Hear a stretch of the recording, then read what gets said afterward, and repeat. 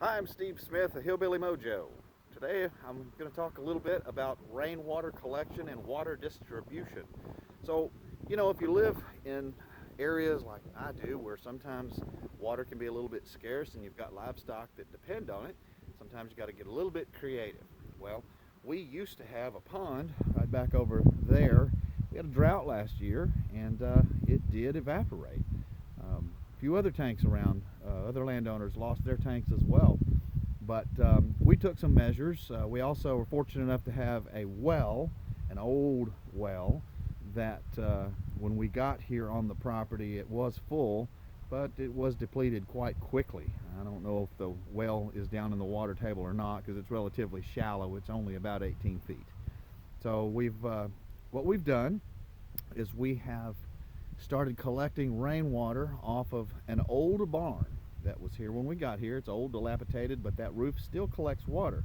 We're running it right into that tank, which currently has a line that goes over to the well and deposits that tank into that well when it's full. I leave the water in that tank until that fills up, and then I'll deposit it in the well unless I need it for something else. The other thing we do is we needed a little structure here. This is just a little shed that we needed to actually cover the well. I call it a well house, a pump house. The well is inside there. I'll show you that in just a moment. And anytime you build a structure, you might as well collect water off of it. But as you can see, this one here, what we did is we built this little shed here, and we put a gutter system up there so that it would collect the water. And then that goes down here into this, actually just a rig that I did, a 5-gallon bucket, and I put some pond filtering in there, and then that has a little pipe coming out of it that then goes into the well, which I will show you that. We'll go around here the other side so you can see that. But so it's kind of a dual use. Anytime you build a structure, you can also use it to collect rainwater. Now as we go in here, this is the well. It's an old well, it's brick lined, and whenever you get down inside there, it's lined with limestone. This was done a long time ago.